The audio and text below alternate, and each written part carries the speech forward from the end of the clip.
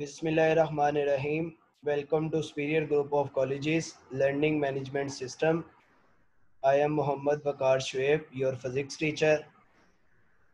The chapter we are studying is chapter number 5, Circular Motion, and the topic we are going to study is Rotational Kinetic Energy, जो कि हमारा इस chapter का छठा lecture है, rotational kinetic energy. इससे पहले आप लीनियर काइनेटिक एनर्जी कर चुके हैं, हाफ एम वी स्क्वेयर।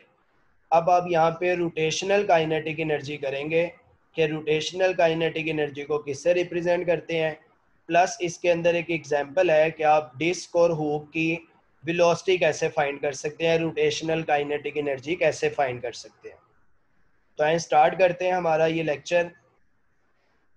अब अगर आप रोटेशनल काइनेटिक एनर्जी को फाइंड करना चाहें तो सपोज हमारे पास ये एक डायग्राम है जिसमें हम रोटेशनल काइनेटिक एनर्जी निकालना चाहते हैं इस बॉडी की, जिसका मास m है और जिसकी एंगुलर वेलोसिटी जो है वो ओमेगा के इक्वल है। अगर आपने इसकी रोटेशनल काइनेटिक एनर्जी निकालनी है तो आप क्या करें,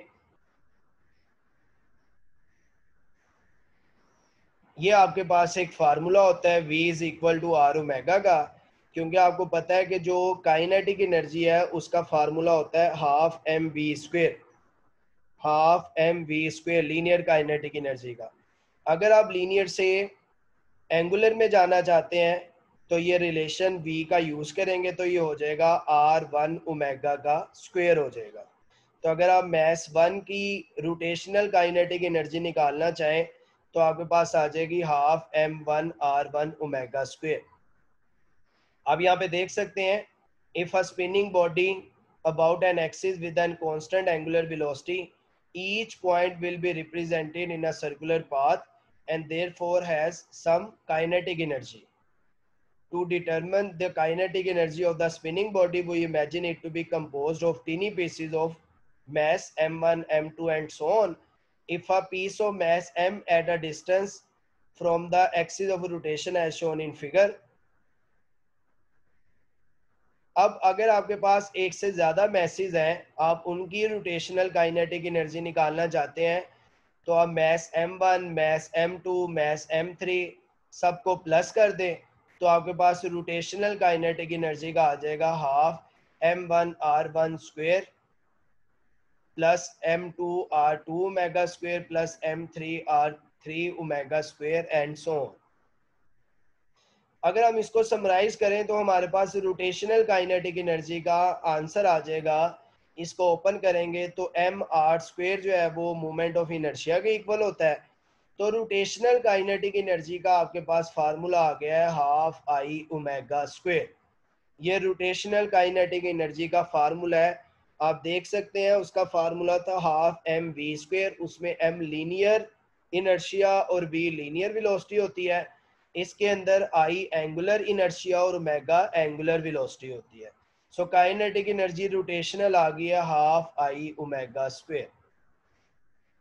प्रैक्टिकल अगर हम इसका यूज देखना चाहें तो फ्लाई व्हील्स में ये यूज होते हैं, जिसको जो है वो पावर स्ट्रोक के जरिए उसको पावर डिलीवर की जाती है और इसको रोटेशनल काइनेटिक एनर्जी मिलती है फ्लाई व्हील्स को।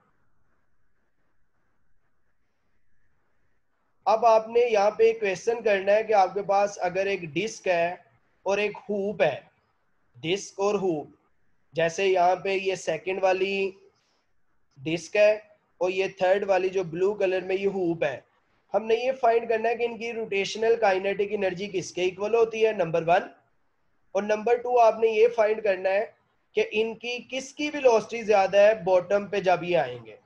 ये आपको डायग्राम से तो लग रहा है कि ये डिस्क जो है वो पहले नीचे आएगी, लेकिन अब हम इसको मैथमेटिकली फाइंड करेंगे कि डिस्क जो है वो पहले नीचे आनी चाहिए और हुप बाद में आनी चाहिए।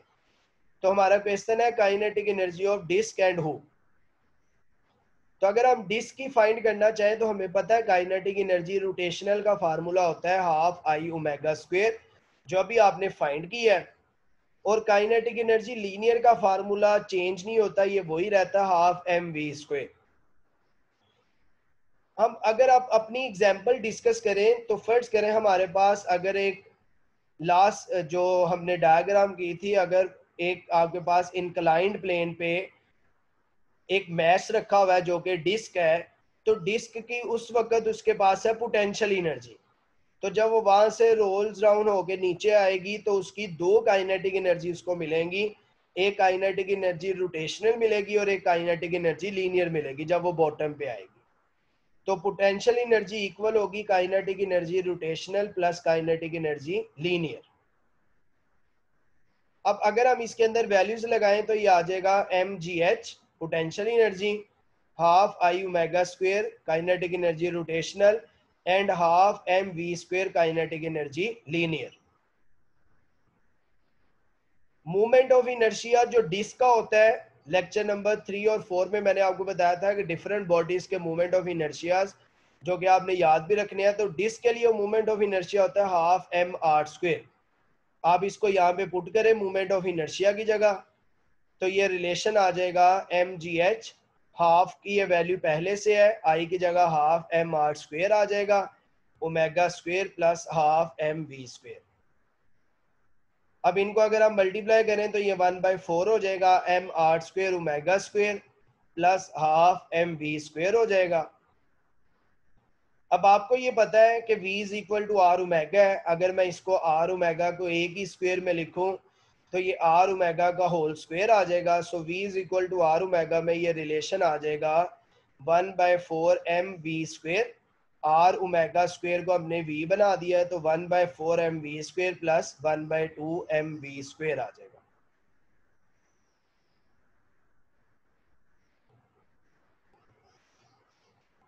आपने उन दोनों को प्लस किया है तो वो आ जाएगा 3/4 एम वी स्क्वायर। आपने वेलोसिटी निकालनी है तो ये मैथ्स कट जाएगा, तो ये रिलेशन आ जाएगा G H is equal to 3/4 V square और यहाँ से वी स्क्वायर का रिलेशन आ जाएगा 4/3 जी एच। अब जो डिस्क की स्पीड है वो आ जाएगी square root of 4/3 G H. ये स्क्वायर रूट सबके ऊपर है, square root of 4/3 H G H. Similarly हम फाइंड करेंगे हुक के केस में कि इसकी वेलोसिटी क्या निकलती है। तो काइनेटिक एनर्जी रोटेशनल हुक में हाफ आई ओमेगा स्क्वायर, उसी तरह से काइनेटिक एनर्जी लीनियर भी हाफ एम वी स्क्वायर उसी तरह से। और since potential energy kinetic energy rotational plus kinetic energy linear के इक्वल है,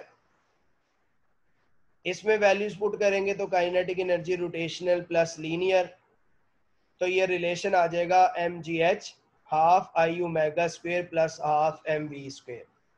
अब हुप के केस में जो आई की वैल्यू है वो एम आर स्क्वायर होती है, तो इक्वेशन हमारे पास बन जाएगी half M R square omega square plus half M V square. तो ये आ जाएगा 1/2 M R square omega square plus M V square. तो रिलेशन में v is equal to R omega का यूज करेंगे तो ये आर ओमेगा का होल स्क्वायर जो है ये वी स्क्वायर बन जाएगा। तो एम जी एच आ जाएगा half M V square plus half M V square. तो रिलेशन आपके पास आ जाएगा M G H is equal to M V square, V आ जाएगा जी एच और हमारे पास हुप आ जाएगा square root of G H. अब आपने बेटा जी दोनों वेलोसिटीज निकालनी है। एक वी डिस्क की आ गई है 4/3 जी एच स्क्वायर रूट और एक वी हुप आ गई है जी एच स्क्वायर रूट। तो आप यहाँ से इनका कंपैरिजन कर सकते हैं कि जो वी डिस्क है ये वी हुप से ज्यादा है। इसका मतलब ये है कि अगर इंक्लाइन प्लेन से दोनों फॉल करें तो डिस्क पहले पहुंचेगी और हुप बाद में पहुंचेगी। और कितनी वैल्यू ज्यादा है, 1.15 टाइम्स।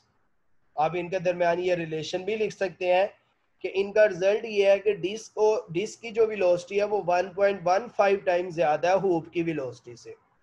तो ये डिस्क की वेलोसिटी हुप की वेलोसिटी से ज्यादा आ जाएगी 1.15 टाइम्स। तो इस टॉपिक के अंदर आपने रोटेशनल काइनेटिक एनर्जी निकालनी थी और डिस्क और हुप की वेलोसिटी फाइंड करनी थी और उनके दरमियान रिलेशन निकालना था। इसका एक्सरसाइज में एक शॉर्ट क्वेश्चन भी है कि अगर डिस्क और हुप दोनों को फॉल किया जाए तो जमीन पर पहले कौन पहुंचेगा।